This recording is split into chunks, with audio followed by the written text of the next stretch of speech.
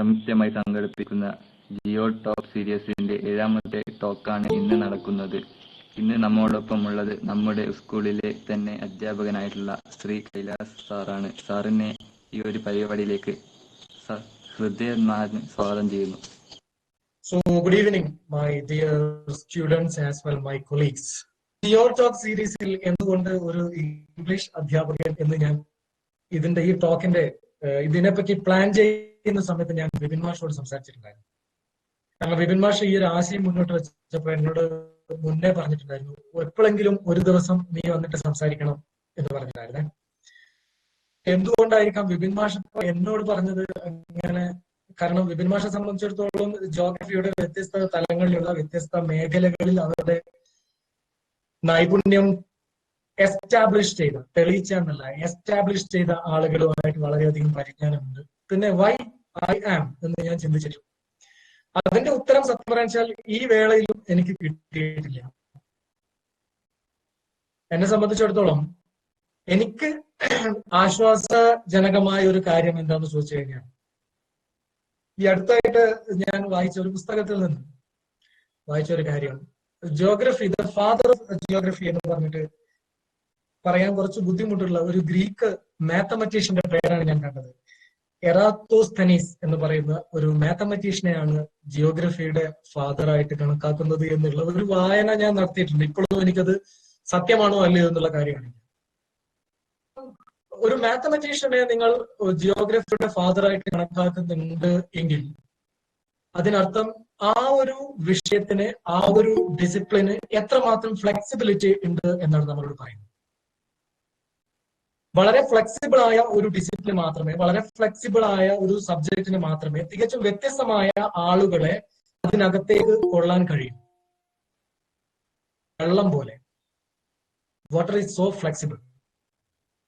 Pour it into any utensil, it becomes that utensil. It achieves the figure of that particular utensil. വെള്ളം നിങ്ങൾ എന്തൊഴിക്കുന്നു അത് അതായി തീരും. ഗ്ലാസ്സിൽ ഒഴിച്ചു കഴിഞ്ഞാൽ അതിന് ഗ്ലാസിന്റെ രൂപമായിരിക്കും.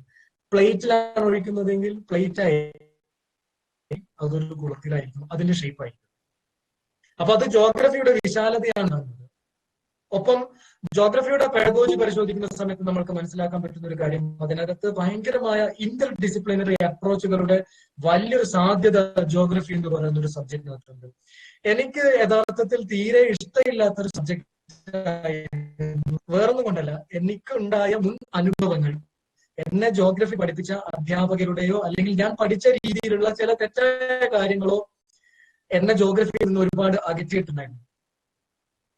കൃത്യം 2010-ന്റെയും 2011-ന്റെ ആരംഭത്തിലാണ് ജോഗ്രഫി എന്ന് പറയുന്ന സബ്ജക്റ്റിനെ പറ്റിയിട്ട് താല്പര്യത്തോടു കൂടിയിട്ട് ഞാൻ മനസ്സിലാക്കി തുടങ്ങുന്നത്.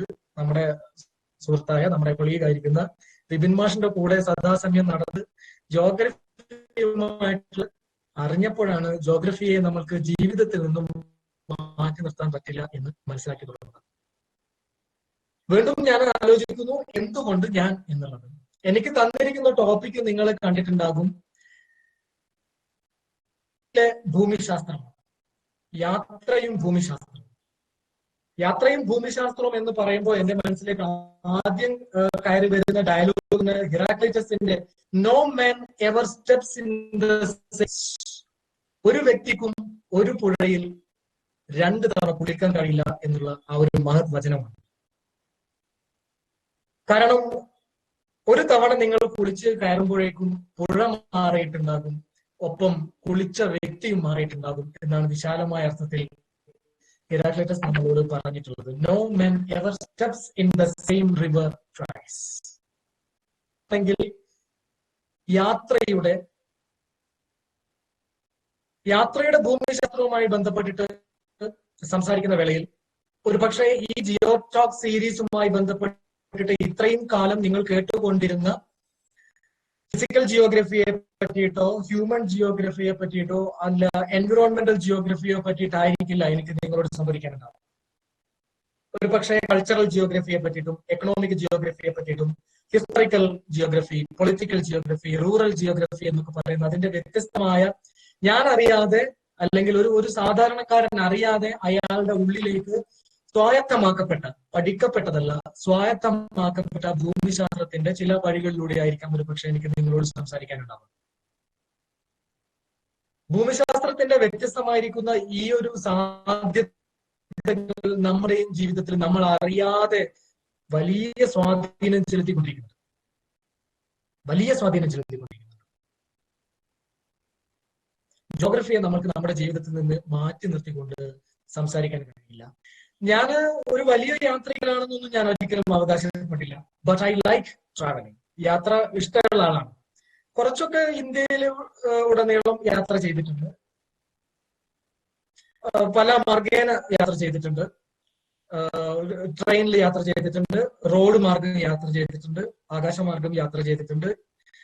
ായിട്ട് ഞാനും ബിൻമാഷും കൂടെ വ്യത്യസ്തമായ ഒരു യാത്രാ പരമ്പര ആരംഭിച്ചിട്ടുണ്ട്. സൈക്കിളിലൂടെ ഉള്ള ഒരു യാത്ര ഞങ്ങൾ ആരംഭിച്ചിട്ടുണ്ട്. ഇങ്ങനെ ചെറിയ ചെറിയ യാത്രകളൊക്കെ നടത്തിയിട്ടുണ്ട്. ഇന്ത്യയിൽ കുറച്ചൊക്കെ സഞ്ചരിച്ചിട്ടുണ്ട് എന്നൊരു പക്ഷെ എനിക്ക് നിങ്ങളോട് പറയാൻ പറ്റുമായിരിക്കും ആത്മാർത്ഥമായിട്ട്. നിങ്ങൾ കാണേണ്ടത് ഇന്ത്യയാണ്. ഇന്ത്യയിൽ 28 സംസ്ഥാനങ്ങൾ ഉണ്ടെങ്കിൽ, അല്ലെങ്കിൽ പുതിയ ഡിവിഷൻ അടക്കം 29 അതിൽ കൂടുതലോ യൂണിയൻ ടെറിട്ടറി ഉൾപ്പെടെയുള്ള സ്ഥലങ്ങളായിട്ട് നമ്മൾ വിഭജിച്ചിട്ടുണ്ടെങ്കിൽ, I would like to say these are not states but these are countries. ലോകത്തിന്റെ ഒരു രാജ്യത്തും നമ്മൾക്ക് കാണാൻ കഴിയാത്ത രീതിയിലുള്ള വിഭിന്നമായ വ്യത്യസ്തമായ സംസ്കാരങ്ങളുടെയും അറിവിന്റെയും പശ്ചാത്തലങ്ങളുടെയും സാമ്പത്തിക ശാസ്ത്രത്തിന്റെയും സാമൂഹിക ശാസ്ത്രത്തിന്റെയും സോഷ്യോളജിയുടെയും ഭാഷയുടെയുമായിട്ടുള്ള വ്യത്യസ്തമായ, തികച്ചും വ്യത്യസ്തമായ ഒരു ലോകം തുറന്നു തരും ഇന്ത്യ മഹാരാജ്യം. എന്റെ PPT വർക്ക് ചെയ്യുന്നില്ല അൺഫോർച്ചുനേറ്റ്ലി. അല്ലേ, technology never ever becomes A master, technology is only A servant എന്ന് പറഞ്ഞു തന്ന അയാളെ ഞാൻ ഓർമ്മിക്കുന്നു. ടെക്നോളജിക്ക് മാസ്റ്റർ ആകാൻ കഴിയില്ല. നിങ്ങളുടെ മുമ്പിൽ ഒരു വ്യക്തിയുടെ ഫോട്ടോ കാണിക്കാൻ ആഗ്രഹിച്ചിട്ടുണ്ടായിരുന്നു. ആ ഫോട്ടോ മറ്റാരുടേതുമല്ല, മറിച്ച് റസ്കിൻ ബോണ്ട് എന്ന് പറയുന്ന വ്യക്തിയുടെ ഫോട്ടോ ആണ്.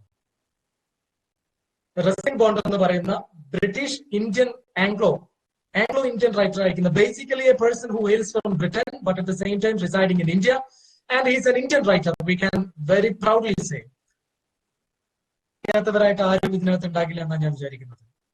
എഴുത്തുകൊണ്ട് ഒരു ദേശത്തെ മുഴുവൻ എങ്ങനെയാണ് പ്രതിനിധാനം ചെയ്യാൻ കഴിയുക എന്നുള്ളതിന്റെ വളരെ വ്യത്യസ്തമായിട്ടുള്ള ഒരു ഉദാഹരണമാണ് റസ്കിൻ ബോണ്ട്. എനിക്ക് അടുത്തതായിട്ട് നിങ്ങളെ കാണിക്കേണ്ടിയിരുന്ന ചിത്രം റസ്കിൻ ബോണ്ടിന്റെ വളരെ ചെറിയ ഒരു വാസസ്ഥലമാണ്, ഒരു അദ്ദേഹത്തിന്റെ പാർപ്പിടമായിരുന്നു കാണിക്കേണ്ടത്. ഹിമാലയത്തിന് തൊട്ട് താഴെയായിട്ട് മിസൗറി, ഹിമാചൽ പ്രദേശിന്റെ കിഴക്കേ അറ്റത്തുള്ള മിസൗറി എന്ന് പറയുന്ന ഗ്രാമീണ പശ്ചാത്തലത്തിലെ ഏത് സമയവും മഞ്ഞ് വീഴ്ചയും ഫ്ലൈറ്റ്സും കൊണ്ട് നിറഞ്ഞിട്ടുള്ള ഒരു സ്ഥലത്ത് വളരെ ചെറിയ ഒരു കൂര കെട്ടിയിട്ട് എല്ലാ ലക്ഷൂറിയസ് ലൈഫിനോടും വിട പറഞ്ഞ് ജീവിക്കുന്ന ഒരു മനുഷ്യനെയാണ് എനിക്ക് നിങ്ങളുടെ മുമ്പിലേക്ക് പരിചയപ്പെടുത്താനുള്ളത്. ചോദ്യവും ഞാൻ നിങ്ങളുടെ മുമ്പിലേക്ക് തന്നെ വെക്കുന്നു. Why he is residing there? എന്തുകൊണ്ട് അയാള് സുഖലോലുപതയുടെ എല്ലാ പളുങ്ക് ഗ്ലാസുകളെയും അവഗണിച്ചുകൊണ്ട് അത്തരത്തിലുള്ള ഒരു സ്ഥലത്ത് ജീവിക്കുന്നു? ഉത്തരം നിങ്ങൾ കണ്ടെത്തുക. രണ്ടാമതായിട്ടുള്ള ഒരു വ്യക്തി, നിങ്ങൾക്ക് വളരെ സുപരിചിതമായ ഒരു വ്യക്തിയുടെ ചിത്രമായിരുന്നു ഞാൻ കാണിക്കേണ്ടിയിരുന്നത്. മറ്റാരുമല്ല, സ്വാമി വിവേകാനന്ദൻ. കാൽനടയായി സഞ്ചരിച്ചുകൊണ്ട് ഇന്ത്യയുടെ ആ സമയത്ത്, ആ കാലഘട്ടത്തിൽ കാൽനടയായി സഞ്ചരിച്ചുകൊണ്ട് ഇന്ത്യ മഹാരാജ്യത്തിന്റെ തനി സ്പന്ദനം ഹൃദയത്തിൽ ഏറ്റുവാങ്ങിയിട്ടുള്ള ഭാരതപുത്രൻ ആരാണെന്ന് ചോദിച്ചു കഴിഞ്ഞാൽ ഒരു പക്ഷേ ഗാന്ധിജിയെക്കാളും നമ്മൾ ഒരു പക്ഷേ പറയേണ്ടിയിരിക്കുന്ന പേര് വിവേകാനന്ദനാണെന്ന് തോന്നുന്നു.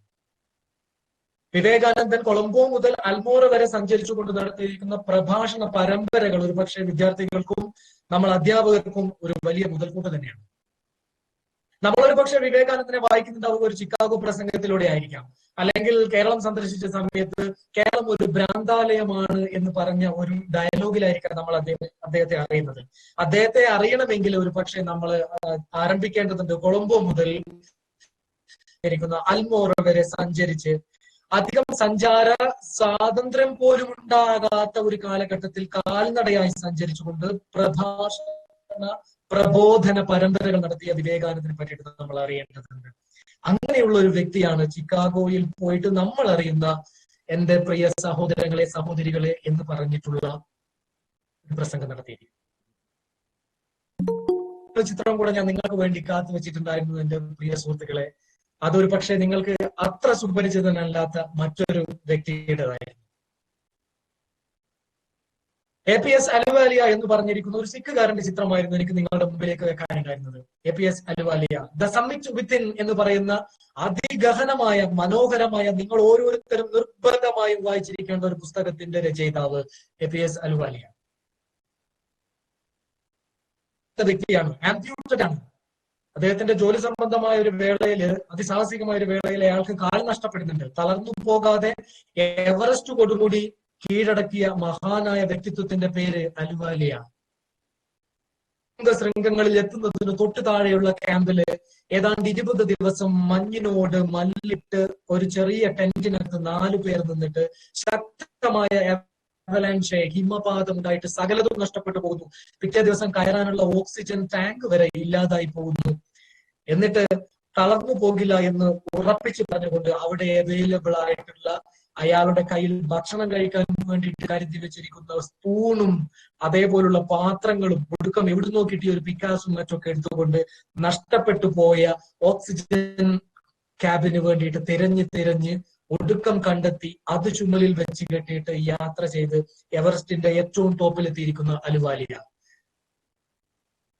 രേഖപ്പെടുത്തുക എന്നുള്ളത് ഒരു പക്ഷേ ഒരു യാത്രികനെ സംബന്ധിച്ചിടത്തോളം അത്യന്താപേക്ഷിതമായിരിക്കാം. It is inevitable, unavoidable and indispensable to register the place where he once travelled എന്നാണ്.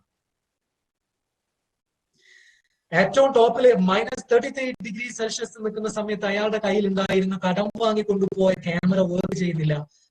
താഴെ വീണ്ടും ഇറങ്ങിപ്പോയിട്ട് ഒരു ചൈനക്കാരുടെ സംഘത്തിൽ നിന്നും ക്യാമറ വാങ്ങിക്കൊണ്ടുപോയിട്ട് ഫോട്ടോ എടുത്തിട്ട് ഇതാ ഒരു ഇന്ത്യക്കാരൻ എവറസ്റ്റ് കീഴടക്കിയിരിക്കുന്നു എന്ന് സാഹചര്യങ്ങളുടെ വല്ലാത്ത ഡിപ്ലോറബിൾ പതറ്റിക് അവസ്ഥയിൽ ജനങ്ങളുടെ മുമ്പിലേക്ക് എടുത്തു വച്ച് കാണിച്ചു തന്ന മഹാനായ വ്യക്തിത്വം ആലുവായുടെ.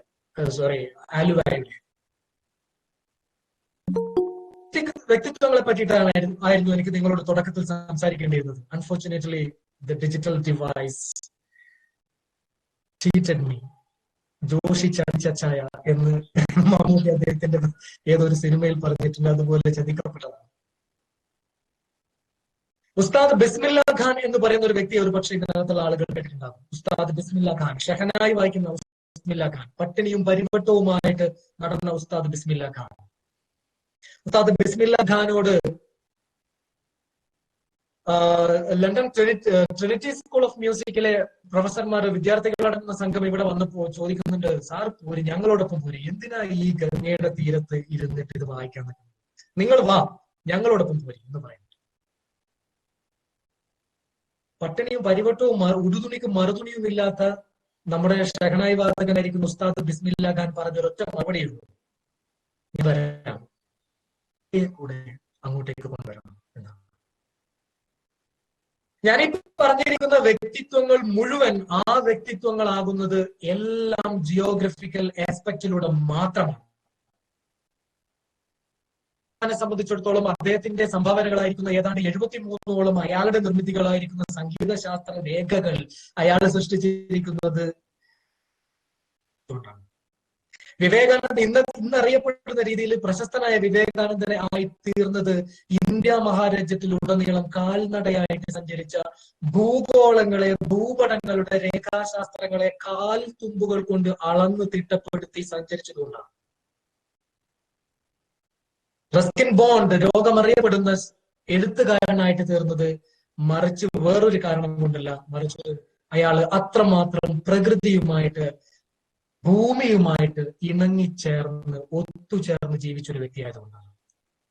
ഞാൻ ഇന്ന് നിങ്ങളുടെ മുമ്പിൽ വന്ന് നിൽക്കുന്നത്, നിങ്ങൾ എന്നെ കേൾക്കുന്നത് എല്ലാം കൃത്യതയാർന്ന ഭൂമിശാസ്ത്രത്തിന്റെ പരിപാവനമായ അതിന്റെ വിദ്യാഭ്യാസ എഡ്യൂക്കേഷണൽ ഇംപ്ലിക്കേഷൻസ് കൊണ്ടാണ്. ഇതൊന്നും നമ്മൾ അറിയുന്നില്ല, അറിയേണ്ട ആവശ്യകതയുമില്ല. മനുഷ്യന് ആത്യന്തികമായിട്ട് ഒരു സ്ക്വയർ ഫീറ്റിനുള്ളിൽ നിൽക്കാൻ കഴിയുന്ന ആളല്ല.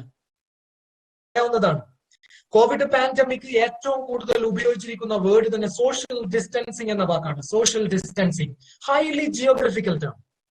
ഞാൻ പറയുക, അതൊരു ലിംഗ്വിസ്റ്റിക് ടേം അല്ല, അതൊരു ജിയോഗ്രഫിക്കൽ ടേം ആണ്. സോഷ്യൽ ഡിസ്റ്റൻസിങ്ങിനെ കുറച്ചും കൂടെ വ്യക്തമായിട്ട് പറയുകയാണെങ്കിൽ ഫിസിക്കൽ ഡിസ്റ്റൻസിങ്. ഫിസിക്കൽ ഡിസ്റ്റൻസിങ്ങും സോഷ്യൽ ഡിസ്റ്റൻസിങ്ങും ഒരു പക്ഷേ മറ്റ് ഏതൊരു ശാസ്ത്രവും വ്യക്തമായിട്ട് കൃത്യതയോടുകൂടി ശാസ്ത്രാവബോധത്തോടു കൂടിയിട്ട് പറയാൻ കഴിയുന്നുണ്ടെങ്കിൽ അത് ജോഗ്രഫിക്ക് മാത്രമായിരിക്കും. ഈ സോഷ്യൽ ഡിസ്റ്റൻസിങ് പാൻഡമിക് പീരീഡിൽ നമ്മളെ എത്രമാത്രമാണ് നമ്മളെ സങ്കോചമുള്ളവരാക്കി തീർത്തത് ആലോചിച്ച് നോക്കൂ.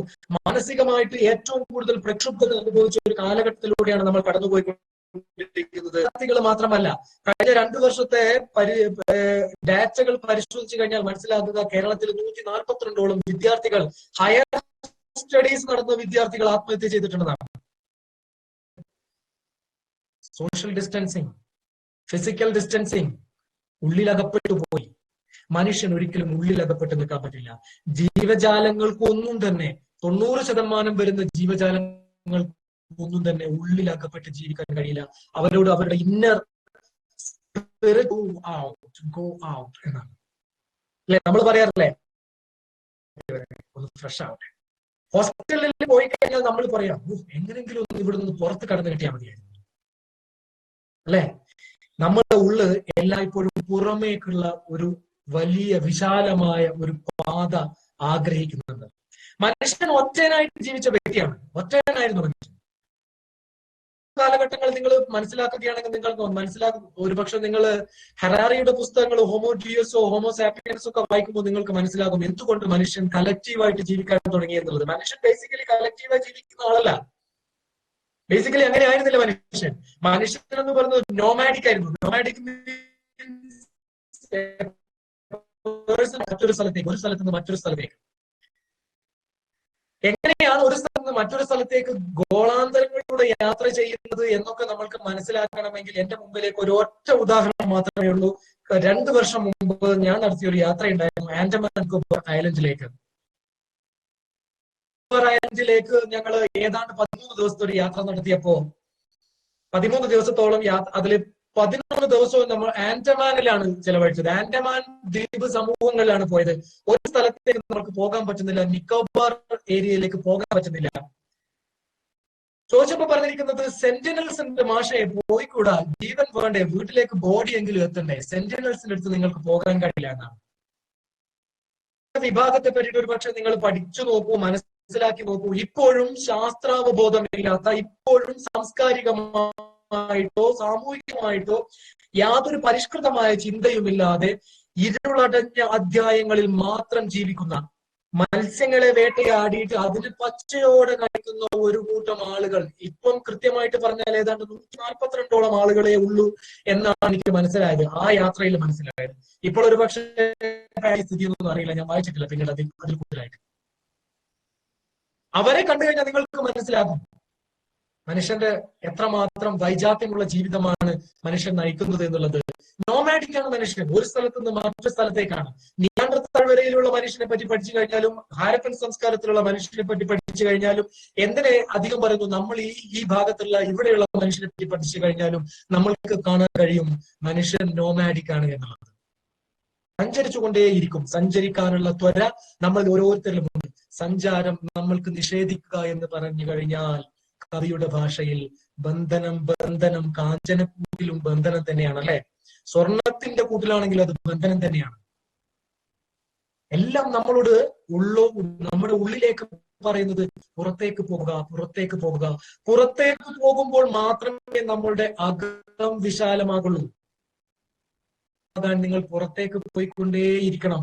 വിശ്വവിഖ്യാതനായിരിക്കുന്ന ഫിലോസഫർ, തത്വജ്ഞാനിയായിരിക്കുന്ന ലാവോത്സുവിനോട് ഒരിക്കൽ ചോദിക്കുന്നുണ്ട്, അങ്ങനെ എങ്ങനെ ജീവിക്കാനാണ് ആഗ്രഹം എന്നാണ് ചോദിക്കുന്നത്. അങ്ങനെ ജീവിക്കാൻ ആഗ്രഹിക്കുന്നത് മറുപടി അദ്ദേഹം രസകരമായിട്ട് പറയുന്നുണ്ട്, എനിക്ക് ഒരു കാറ്റ് പോലെ ജീവിക്കാനാണ് ആഗ്രഹം. ഒരു കാറ്റ് പോലെ. എന്താ ഒരു കാറ്റ് പോലെ ജീവിക്കുക എന്ന് പറയുന്നത്? കാറ്റിനെ സംബന്ധിച്ചിടത്തോളം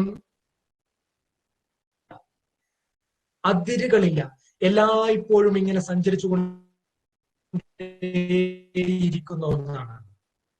അത് കെട്ടിക്കിടക്കുന്നതൊക്കെ കെട്ടുപോകും, കൊണ്ടിരിക്കപ്പെടും. കെട്ടി നിൽക്കുന്നതും സംശയം വേണ്ട, ഒഴുകിക്കൊണ്ടിരിക്കുന്നത് മാത്രമേ നവീകരിക്കപ്പെടൂ. നിങ്ങൾക്ക് നവീകരിക്കപ്പെടണോ? Do you want to be beautified? യാത്ര മാത്രമേ നമ്മുടെ മുമ്പിലുള്ളൂ. മുന്നോട്ടേക്ക് പോകണമെങ്കിൽ യാത്ര തന്നെയാണ്. അത് ശാരീരികമായ യാത്രയെ കുറിച്ച് മാത്രമല്ല പറയുന്നത്, മാനസികമായ യാത്രയെ കുറിച്ചും കൂടിയാണ് പറയുന്നത്. നിങ്ങൾ വിശുദ്ധരായ മുഴുവൻ ആളുകളെ നോക്കൂ.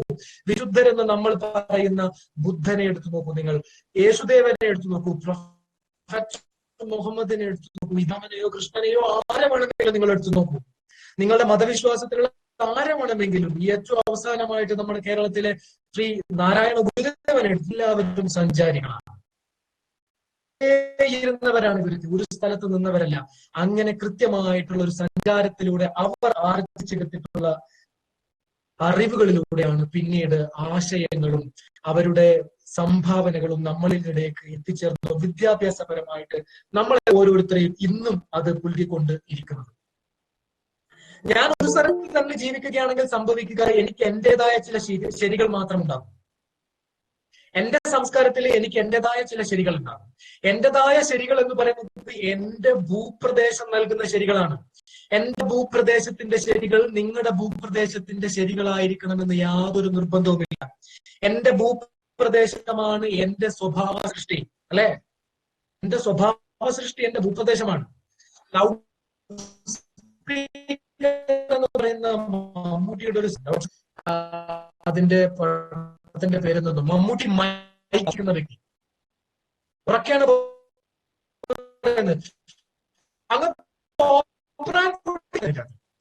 അങ്ങനെയുള്ള ആ മനുഷ്യനെ അയാളുടെ എന്താ പറയേണ്ടത്, ഒരു വല്ലാത്ത അസന്നിഗ്ധമായ ഒരു ഘട്ടത്തിൽ അയാൾ തന്റെ കിഡ്നി കൊടുത്ത് കുറച്ച് പൈസ ഉണ്ടാക്കാൻ വേണ്ടിയിട്ട് ഒരാളുടെ കൂടെ നഗരത്തിലേക്ക് വരുന്നതാ.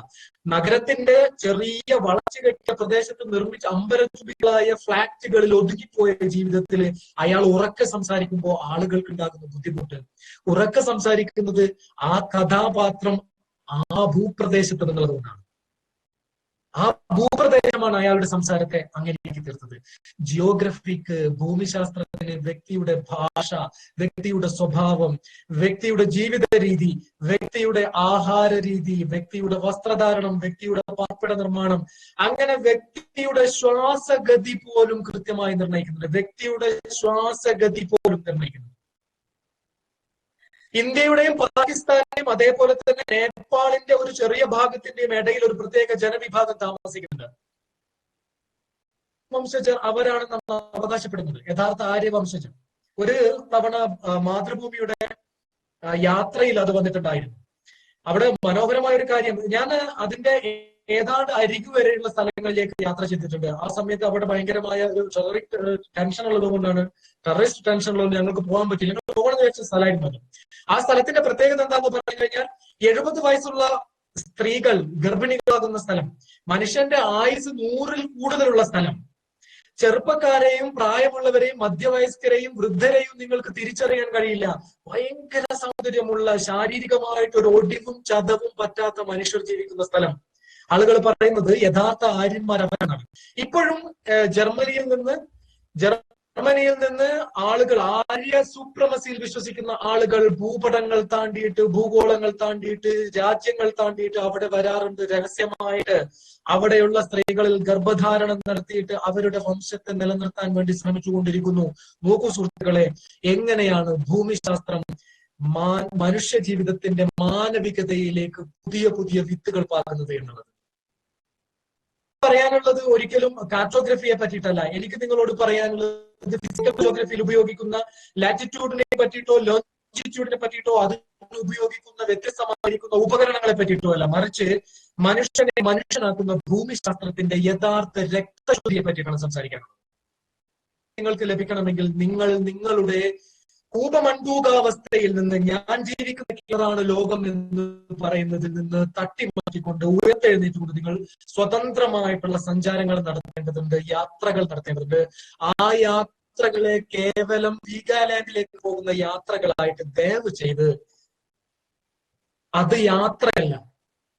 യഥാർത്ഥ മനസ്സറിഞ്ഞുള്ള യാത്രകളാണെങ്കിൽ നിങ്ങൾക്കൊരു ബംഗാളിയെ ബംഗാളി എന്ന് വിളിച്ചിട്ട് തമാശയാക്കാനോ, ഒരു തമിഴ്നാട്ടിൽ നിന്ന് വരുന്ന ഒരു വ്യക്തിയെ കണ്ടിട്ട് അണ്ണാജി എന്ന് വിളിക്കാനോ, ഒരു ബീഹാറിയെ കണ്ടിട്ട് അവന്റെ വസ്ത്രധാരണ രീതി കണ്ടിട്ട് ജാള്യത തോന്നാനോ നിങ്ങൾക്ക് കഴിയില്ല. അടുത്തതായിട്ട് കാണിക്കേണ്ടിയിരുന്ന ചിത്രങ്ങൾ അതൊക്കെയായിരുന്നു. എങ്ങനെയാണ് ജിയോഗ്രഫി മനുഷ്യ നിർമ്മിതിക്ക് കാരണമാകുന്നത് എന്നുള്ളതായിരുന്നു എനിക്ക് നിങ്ങളോട് പറയേണ്ടിയിരുന്നത്. Because there is a term in geography, acclimatize എന്നുള്ളത്. അക്ലമാറ്റൈസ് ചെയ്യുക യാത്രികരെ സംബന്ധിച്ചിടത്തോളം വളരെ പ്രധാനപ്പെട്ട ഒരു വാക്കാണ്. ഭൂമിശാസ്ത്രപരമായിട്ടും അക്ലമാറ്റൈസ് എന്നുള്ള വളരെ വാക്കാണ്. ഐൻസ്റ്റീനോട് ഒരിക്കൽ ചോദിക്കുന്നുണ്ട്, സമയത്തെ തോൽപ്പിക്കാൻ കഴിയുമോ എന്ന് ചോദിക്കുന്നുണ്ട്. ഹോക്കിൻസിനോടും ഇതേ ചോദ്യം തന്നെ ചോദിച്ചിട്ടുണ്ട്, സമയത്തെ തോൽപ്പിക്കാൻ കഴിയുമോ എന്നുള്ളത്. ആദ്യ കാലഘട്ടങ്ങളിൽ ഹോക്കിൻസ് പറഞ്ഞത് ഇല്ല എന്നാണ്, പക്ഷെ പിന്നീട് അദ്ദേഹം മാറ്റി പറഞ്ഞിട്ടുണ്ട്. പുസ്തകം രണ്ടാമത് റിവൈസ് ചെയ്ത സമയത്ത് മാറ്റി പറഞ്ഞിട്ടുണ്ടെന്നാണ് ഞാൻ വായിച്ചറിഞ്ഞിട്ടുള്ളത്. സമയത്തെ തോൽപ്പിക്കാൻ കഴിയും. നിങ്ങൾ ഇന്ത്യൻ ഉപഭൂഖണ്ഡത്തിൽ നിന്ന് ഓസ്ട്രേലിയയിലേക്കോ അമേരിക്കയിലേക്കോ ആ അർദ്ധഗോളത്തിന്റെ ഭാഗങ്ങളിലേക്ക് സഞ്ചരിക്കുകയാണെങ്കിൽ ഒരു പ്രത്യേക ഭൂപ്രദേശ രേഖകൾ കടന്നു പോകുമ്പോൾ അനൗൺസ്മെന്റ് ഫ്രം ദ കോക്പിറ്റ്, കോക്പിറ്റിൽ നിന്നും അനൗൺസ്മെന്റ് വരും, നിങ്ങളുടെ വാച്ച് ഇത്ര സമയം പിറകോട്ടാക്കി വെക്കണം അല്ലെങ്കിൽ മുന്നോട്ടാക്കി വെക്കണം എന്നുള്ളത്. നിങ്ങളുടെ മാനസികാവസ്ഥയെ ശാരീരികാവസ്ഥയെ പരിപൂർണമായിട്ട് ഏതാണ്ട് 24 മണിക്കൂറോളം ബാധിക്കുന്ന ഒരു അസുഖവുമുണ്ട്. That is called jet lag എന്നത്. പക്ഷേ ജോഗ്രഫി, ഭൂമിശാസ്ത്രം മനുഷ്യന്റെ മനസ്സിലേക്ക്, മനുഷ്യന്റെ ശരീരത്തിലേക്ക് വരുത്തി വരുന്ന മാറ്റങ്ങളെ പറ്റിയിട്ടാണ്. നിങ്ങൾക്ക് അല്പനേരത്തേക്ക് സ്ഥലകാല ബോധം പോലും ഉണ്ടാകണമെന്നില്ല. സമയത്തെ നമ്മൾ അതിജീവിച്ചേക്കാം നമ്മൾ കണ്ടെത്തിയിരിക്കുന്ന ഉപായങ്ങൾ ഉപയോഗിച്ചുകൊണ്ട്. നമ്മൾ കണ്ടെത്തിയിരിക്കുന്ന ഉപായങ്ങൾ മുഴുവൻ മനുഷ്യൻ എന്ന് പറയുന്ന വ്യക്തിയുടെ കുടുസ് ചിന്തകൾ കൊണ്ടാണ്, മനുഷ്യൻ എന്ന വ്യക്തിയുടെ മടി കൊണ്ടാണെന്ന് വേണമെങ്കിൽ പറയാം. മനുഷ്യന്റെ മടി കൊണ്ടാണ്. നമ്മൾ എന്താ പറയേണ്ടത്, വാഷിംഗ് മെഷീൻ കണ്ടെത്തിയിരിക്കുന്നത് നമ്മുടെ മടി കൊണ്ടാണ്. നമ്മൾ ടയർ കണ്ടെത്തിയിരിക്കുന്നത് നമ്മുടെ മടിയെ അതിജീവിക്കാനാണ്. യാത്ര എന്ന് പറയുന്നത് മടിയെ നമ്മൾ മാറ്റാൻ, എളുപ്പത്തിൽ എത്തിച്ചേരാൻ വേണ്ടിയിട്ടൊക്കെയാണ്. മെഷീൻസ് ഒഴികെ ഞാൻ പറയുന്നത് ഒരു പക്ഷെ അതിന് സൂട്ടബിൾ ആയിരിക്കും. ജിമ്മിൽ മനുഷ്യൻ മടിയാകാനല്ല, ജിമ്മിൽ പോയിട്ട് വെയിറ്റ് എടുക്കാനാണ്. അത് വേറൊരു കാര്യം. ഈ കാര്യം നമ്മുടെ പിന്നെ മനോഹരമായിട്ട് എഴുതുന്ന ഇന്ത്യൻ റൈറ്റർ ഉണ്ടല്ലോ, നോവലൊക്കെ എഴുതുന്ന അല്ലെ, അദ്ദേഹത്തിന്റെ പുസ്തകത്തിലുണ്ട്. ഞാൻ മറന്നു അദ്ദേഹത്തിന്റെ പേര്. ഓക്കെ, ഞാൻ മറന്നു. അയാളുടെ പുസ്തകം വായിച്ചു കഴിഞ്ഞാൽ അത് തുടങ്ങുന്നത് ഇങ്ങനെ. അപ്പൊ ഞാൻ പറഞ്ഞു വന്നത്, ഭൂമിശാസ്ത്രം എങ്ങനെയാണ് ജിയോഗ്രഫി നമ്മളെ, ഓരോ മനുഷ്യനെയും വളരെ എളുപ്പത്തിൽ സ്വാധീനിക്കുന്നത്. എക്ലമാറ്റൈസ് എന്ന് പറയുന്ന വാക്കിലേക്കാണ് ഞാൻ വീണ്ടും തിരിച്ചു വരാൻ ആഗ്രഹിക്കുന്നത്. എക്ലമാറ്റൈസ് എന്ന് പറഞ്ഞു കഴിഞ്ഞാൽ ഒരു യാത്രയിൽ ഞങ്ങള് കാശ്മീരിൽ നിന്ന് ഒരു ഹിമാലയത്തിന്റെ ഒരു ഏരിയയിലേക്ക് റോത്താൻ പാസ് വഴി ഗുൽമാർഗ് വഴി മുന്നോട്ടേക്ക് പോയിട്ട് ഒരു ചെറിയ സ്ഥലത്ത് പോകേണ്ടതുണ്ട്. ഏതാണ് നമ്മുടെ കാർഗിൽ ദ്രാസ് മേഖലയിലൂടെയാണ് കടന്നു പോകേണ്ടത്. ഞങ്ങൾ അവിടെ പിടിച്ചവിടെ വെച്ചിട്ട് ഒരു പട്ടാളക്കാർ പറഞ്ഞത് ഇന്ന് പോകാൻ പറ്റില്ല നിങ്ങൾക്ക്. നമ്മള് തുടക്കക്കാരായ ആളുകളാണ്, നമുക്കറിയില്ല സാർ എന്താ പ്രശ്നം എന്ന് വെച്ചപ്പോൾ അയാൾ പറഞ്ഞത് ഇന്ന് പോയാലും മരിച്ചു മനുഷ്യ എന്നാണ് പറഞ്ഞത്. കഴിഞ്ഞാൽ ഇന്ന് നിങ്ങൾ 24 മണിക്കൂർ ചുരുങ്ങിയത് ഇവിടെ നിൽക്ക്, ഇതിന്റെ ചുവട്ടിൽ നിൽക്ക്. ഇതിന്റെ ചുവട്ടിൽ നിന്നിട്ട് നിങ്ങളുടെ ശരീരം, മനസ്സ് അക്ലമാറ്റൈസ് ചെയ്യപ്പെടണം. ഇതുമായിട്ട് നിങ്ങൾ താതാത്മ്യം പ്രാപിക്കണം. ഓരോ ഭൂപ്രദേശത്തിലൂടെ കടന്നു പോകുമ്പോഴും നമ്മൾ സ്വയം താതാത്മ്യം പ്രാപിക്കേണ്ടതുണ്ട്. അത് ഓരോ ചെറിയ സ്ഥലങ്ങൾ നിങ്ങൾ ഞാനും ഒന്നുകൂടെ സൂക്ഷ്മമായിട്ട് പരിശോധിക്കുകയാണെങ്കിൽ ഇതിന്റെ ഒരു സാധ്യത അനന്തമാണെന്ന് മനസ്സിലാക്കാൻ പറ്റും. ഓരോ ഭൂപ്രദേശത്തിന്റെ അളവുകോലുകളുണ്ട്. ഏറ്റവും താഴെക്കടയിൽ പറയുകയാണെങ്കിൽ ഞാൻ കോഴിക്കോട് ജില്ലയിൽ ജീവിക്കുന്ന ഒഞ്ചിയം പഞ്ചായത്തിൽ ജീവിക്കുന്ന ഒരു വ്യക്തിയാണ്. പക്ഷെ ഞാൻ ജോലി ചെയ്യുന്ന നമ്മുടെ സ്കൂള് കണ്ണൂർ ജില്ലയിലെ കരിയാട് എന്ന് പറയുന്ന പാനൂർ മുനിസിപ്പാലിറ്റിയിലെ ാണ് ജീവിക്കുന്നത്. എന്നെ സംബന്ധിച്ചിടത്തോളം അതിര് എന്ന് പറയുന്നത് മയ്യഴി പുഴയാണ്, കാഞ്ഞിരക്കടവ് പാലം. അപ്പുറം കോഴിക്കോടും ഇപ്പുറം കണ്ണൂരാണ്. ആ ഒരൊറ്റ പുഴയ്ക്ക് അപ്പുറവും ഇപ്പുറവും ഉള്ള ആളുകളുടെ ആറ്റിറ്റ്യൂഡിൽ ഡിഫറൻസ്. ആ ഒരൊറ്റ പുഴയുടെ നൂല് പോലെ ഒരു ചെറിയ ഒരു പുഴയുടെ അപ്പുറവും ഇപ്പുറമുള്ള ആളുകൾ ഉപയോഗിക്കുന്ന ഭാഷയുടെ വ്യത്യാസത, അവരുടെ രീതിയിലുള്ള വ്യത്യാസത കഴിഞ്ഞ 11-12 വർഷമായിട്ട് ഞാൻ അനുഭവിച്ചുകൊണ്ടിരിക്കുകയാണ്, ഞങ്ങൾ അറിഞ്ഞുകൊണ്ടിരിക്കുന്നതാണ്. പറയാം, ഒരുപാട് ഭയങ്കരമായ സാധ്യതകളുണ്ട്. വിപിൻ മാഷ് എനിക്കറിയില്ല, എനിക്ക് എന്ത് അർത്ഥത്തിലാണ് ഈ ടോപ്പിക്ക് തന്നതെന്ന് അറിയില്ല. കാരണം ഈ ടോപ്പിക്ക് നൽകേണ്ടിയിരുന്നത് ഒരുപക്ഷെ കഴിഞ്ഞ ദിവസം സംസാരിച്ച നമ്മളെ അരുൺ സാറിനായിരുന്നു നൽകേണ്ടിയിരുന്നത്. കാരണം അത്രക്കും ഒരു എന്താ പറയേണ്ടത്, ഒരു വിചക്ഷണന് മാത്രം സംസാരിക്കാൻ സാധ്യത വിശാലമായ ടോപ്പിക്കാണ് യാത്രയുടെ ഭൂമിശാസ്ത്രം എന്ന് പറയുന്നത്. വിശാലമാണത്. ഇപ്പൊ നോക്കൂ, നിങ്ങൾ പാലക്കാടുള്ള ആളുകളടുത്തേക്ക്, നിങ്ങൾ കാശ്മീർ അങ്ങൊന്നും പോകുന്നു വേണ്ട. ആരും വിചാരിക്കണ്ട ഇയാൾ തള്ളി മറിക്കുകയാണോ എന്നുള്ളത്. ഞാൻ തള്ളി മറിക്കുന്നതല്ല കേട്ടോ. അങ്ങനെ തോന്നുന്നുണ്ടെങ്കിൽ നിങ്ങൾ എന്നോട് ക്ഷമിക്കുക. തള്ളി മറിക്കുന്നതല്ല. ചുരുങ്ങിയത് നിങ്ങൾ പാലക്കാടുള്ള ആളുകളുടെ ഭാഷ നോക്കൂ നിങ്ങൾ, അല്ലെ? പാലക്കാടുള്ള ഭാഷ നമ്മുടെ ഏത് ഓർഡിനറി എന്ന് പറയുന്ന സിനിമയില് നമ്മുടെ ബിജു മേനോൻ സംസാരിക്കുന്ന ഒരു ഭാഷ ഉണ്ട്. ഓ എന്നത് എന്ന് ചോദിക്കുന്ന സാധനം പാലക്കാടുകൾ ഇറക്കിട്ട് ഓ ഓ എന്ന് പറയും. ഇങ്ങനെ പറഞ്ഞുകൊണ്ടിരിക്കും. മുമ്പൊക്കെ വിപിൻ മാഷ് അത് സംസാരിക്കാറുണ്ടായിരുന്നു. അടുത്തൊക്കെ ഓ എന്ന് പറയുന്നത്. ഇതിന്റെ ഒരു കാര്യം എന്താണെന്ന് അറിയോ നിങ്ങൾ? എന്തുകൊണ്ടാണ് ഇങ്ങനെ ആളുകൾ ഓ ഓ എന്ന് പറയുന്നത് എന്നുള്ളതിന് ഒരു ഭൂമിശാസ്ത്രപരമായ ഒരു കാര്യമുണ്ട്. ഞാൻ പറയുന്നത് എങ്ങനെയാണ് ഭാഷ പോലും ഭൂമിശാസ്ത്രം കൊണ്ട് സംഭവിക്കുന്നത് എന്നുള്ളതാണ്. വെസ്റ്റേൺ ഘട്ടിന്റെ ഗുജറാത്ത് ഭാഗം മുതൽ നമ്മുടെ ഈ പാലക്കാട് ഈ ഭാഗം വരെയുള്ള സ്ഥലങ്ങളെ ഭൂമിശാസ്ത്രപരമായ കാര്യങ്ങളല്ല ഞാൻ പറയുന്നത്, പോയിന്റുകൾ ഒരു പക്ഷേ തെറ്റുന്നുണ്ടാകാം. അവിടുന്ന് തുടങ്ങുന്ന വെസ്റ്റേൺ ഘട്ടിനെ ഇനി പാലക്കാട് ഈ ഭാഗം വരെ എടുത്തു കഴിഞ്ഞാൽ ഒരു പക്ഷേ അവിടെ നിങ്ങൾക്ക് ഒരു ചെറിയ ഒരു ഗ്യാപ്പ് കാണാം. There is A gap in the western Ghat in Palakkad region, അല്ലെ? ിലൂടെ അതിശക്തമായ ഉഷ്ണവായു വരുന്നുണ്ട്. അതിശക്തമായ ഉഷ്ണവായു വരുന്നുണ്ട്. കേരളത്തിനെ ഗോഡ്സ് ഓൺ കൺട്രി ആക്കുന്നതിൽ ഏറ്റവും പ്രാധാന്യം വഹിക്കുന്ന ഒരു ജിയോഗ്രഫിക്കൽ ഫാക്ടർ ഏതാണെന്ന് ചോദിച്ചു കഴിഞ്ഞാൽ എന്നെ പോലുള്ള ഒരു അധികം അറിവില്ലാത്ത ഒരു ആൾ ഒരു പക്ഷേ പറയുക ഇതിന് വലിയ പങ്കുണ്ടെന്നാണ് പറയാം. കാരണം ഈ ഉഷ്ണവായു പ്രവാഹം നമ്മുടെ കാലാവസ്ഥയെ നമ്മൾക്ക് എല്ലാം ഉള്ളതാണ്. മൺസൂണിന്റെ കാര്യത്തിലായാലും ചൂടൊരു വായുവിന്റെ കാര്യത്തിലായി കഴിഞ്ഞാൽ എല്ലാം ഉള്ള ഒരു കാലാവസ്ഥ നിർണ്ണയിക്കുന്നതിൽ ഈ ഗ്യാപ്പ് വല്ലാതെ സഹായിക്കുന്നുണ്ട്. ഞാൻ പറഞ്ഞു വരുന്നത് പാലക്കാടിന് അതുകൊണ്ട് തന്നെ 50 ഡിഗ്രി സെൽഷ്യസ് പിന്നെ അനുഭവിക്കുന്ന ഒരു സാധ്യത ഉള്ള ഒരു അവസ്ഥ ഉണ്ടായിരുന്നു. അപ്പം സ്വാഭാവികമായിട്ടും അതിശക്തമായ ഈ കാലാവസ്ഥയിൽ നിന്ന് അവരെല്ലായ്പ്പോഴും വിഷണ്ണരാണ്, ക്ഷീണിതരാണ്. എല്ലാ സമയത്തും അവരുടെ ഹോ എന്നുള്ളൊരു സാധനം പറയും. ഭയങ്കര ചൂട്, ഹോ എന്നുള്ള സാധനം വരും. ഈ ഒരു ഹോ എന്നുള്ള വാക്കിൽ നിന്നാണ് പിന്നീട് അവരുടെ ഭാഷയിലേക്ക് ഓ എന്ന് പറയുന്ന ഒരു സാധനം കാര്യം വന്നത്. ഇത് വെറുതെ കർമ്മസഹകാരി ശബ്ദ സിദ്ധാന്തം എന്നാണ്. കർമ്മസഹകാരി ശബ്ദ സിദ്ധാന്തം. കർമ്മസഹകാരി ശബ്ദ സിദ്ധാന്തം കേവലം ഭാഷയിൽ മാത്രമല്ല ജിയോഗ്രഫിയുടെ സാന്നിധ്യത്തെ കൊണ്ടുവരുന്നത്, മറിച്ച് മ്യൂസിക്കിൽ കൂടെയാണ്. നാടൻ പാട്ടുകളിലൊക്കെ ഉള്ള സാധനം നോക്കുക നിങ്ങൾ. ഓഹോയ് എന്ന് പറഞ്ഞ ഒരു വായ്ത്താരി കാണുന്നില്ല. ഓഹോയ് അല്ലെങ്കിൽ തന്നന്ന തന്നന്ന തന്നന്നാരോ എന്ന് പറയുന്നൊരു വായ്ത്താരി കേൾക്കാം നിങ്ങൾക്ക്. അല്ലെങ്കിൽ ഹൈലസ ഹൈലസ എന്ന് പറയുന്നൊരു വായ്ത്താരി കേൾക്കാം. ഈ ഹൈലസ എന്ന് പറയുന്ന വായ്ത്താരി വരുന്നതും അല്ലെങ്കിൽ ഓഹോയ് എന്ന് പറയുന്ന വായ്ത്താരി വരുന്നതും തന്നെ വായ്ത്താരി വരുന്നതും ഇവിടെ നിന്നാണ്. ഈ കർമ്മ സഹകാരി ശബ്ദ സിദ്ധാന്തത്തിൽ നിന്നാണ്. മനോനവേളയിൽ ആ ക്ലൈമറ്റ് എക്ലമാറ്റൈസ് ചെയ്യപ്പെടാത്ത സമയത്ത് അവനിൽ നിന്നും ആശ്വാസത്തിന് വേണ്ടിയിട്ട് പുറപ്പെടുവിക്കുന്ന വാക്കുകൾ എങ്ങനെയാണ് ആളുകളുടെ ഭാഷയിലേക്കും എങ്ങനെയാണ് ആളുകളുടെ സാംസ്കാരിക ഉപാധികളിൽ ഒന്നായിരിക്കുന്ന സംഗീതത്തിലേക്കും എങ്ങനെയാണ് പടർന്നു കയറുന്നത് എന്ന് നമ്മളോട് പറഞ്ഞു തരുന്നത്. ഭൂമിശാസ്ത്രത്തിന്റെ അനന്തമായ സാധ്യതകളാണ് ഇതൊക്കെ. അനന്തമായ സാധ്യതകളാണ്. നമ്മൾക്ക് ഒരു സ്ഥലത്ത് പോലും ഇതിനെ മാറ്റി നിർത്താൻ കഴിയില്ല. എല്ലാ സ്ഥലത്തും ഉണ്ട്.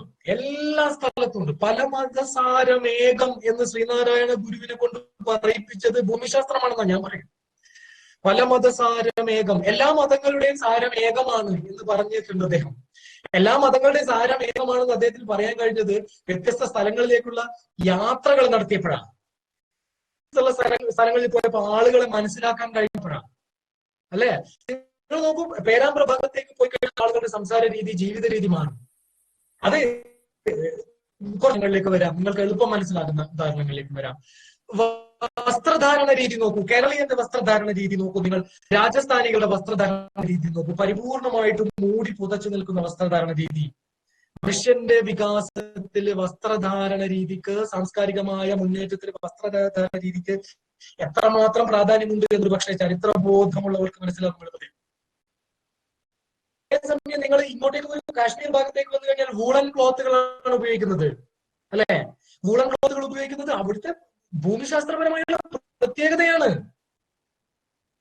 കുറച്ചും കൂടെ പിന്നെ ഈ ഇങ്ങോട്ടേക്ക് എന്താ പറയേണ്ടത്, ആസാം ഭാഗത്തിലേക്ക് വന്നു കഴിഞ്ഞാൽ സമാനമായിട്ടുള്ള നമുക്ക് കാണാൻ കഴിയുക ചിറാപുഞ്ചി മേഖലയിലുള്ള സ്ഥലങ്ങളിലേക്ക് വരുമ്പോൾ നമുക്ക് കാണാൻ കഴിയുന്നതും ഇത് തന്നെയാണ്. കെട്ടിട നിർമ്മാണത്തിൽ എടുത്തു നോക്കൂ നിങ്ങൾ. കെട്ടിട നിർമ്മാണ രീതി നോക്കൂ. നമ്മുടെ പരമ്പരാഗത കെട്ടിട നിർമ്മാണ രീതി നോക്കൂ നിങ്ങൾ.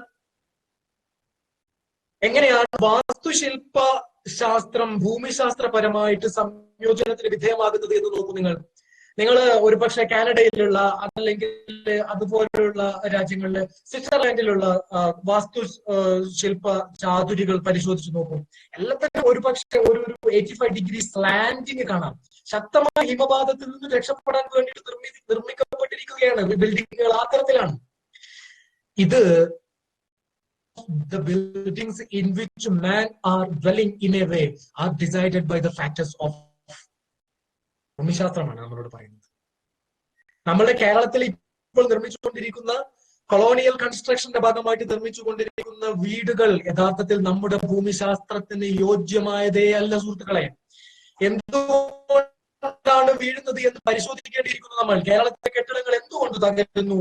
ബോംബെയിൽ കഴിഞ്ഞ ദിവസം തകർന്നു വീണ കെട്ടിടങ്ങൾ 14 നിലയുള്ള കെട്ടിടങ്ങൾക്ക് വിള്ളലുണ്ടായത് നമ്മൾ വാർത്ത വായിച്ചിട്ടുണ്ട്. കുറച്ച് മാസങ്ങൾക്ക് മുമ്പ് 4 നിലയുള്ള കെട്ടിടം വീണിട്ട് 30 പേർ മരിച്ചു പോയിട്ടുണ്ട്. എന്തുകൊണ്ടാണ്? കാലപ്പഴക്കം കൊണ്ട് മാത്രമല്ല, മറിച്ച് ഓരോ ഭൂപ്രദേശത്തിനനുസരിച്ചിട്ടുള്ള നിർമ്മിതികളിലേക്ക് നമ്മൾ കടന്നു ചെല്ലാത്തത് കൊണ്ടാണ്. നമ്മൾക്കൊരു നിർമ്മിതിയുണ്ട്, ശരീരത്തിൽ മാത്രമല്ല, ശരീരത്തിന് പോലും നിർമ്മിതിയുണ്ട്. കേരളക്കാരനെ പോലെ അല്ല തമിഴ്നാട്ടുകാരൻ. തമിഴ്നാട്ടുകാരന്റെ വെൽ ബിൽറ്റ് ബോഡിയാണ്. കാരണം അവിടുത്തെ കാലാവസ്ഥയാണ്. കാലാവസ്ഥ ഇസ് ഡിസൈഡഡ് ബൈ ജിയോഗ്രഫി. കുറച്ചുകൂടെ അങ്ങോട്ട് പോയി കഴിഞ്ഞാൽ, ടിബറ്റൻ റീജിയനിൽ പോയി കഴിഞ്ഞാൽ നിങ്ങൾ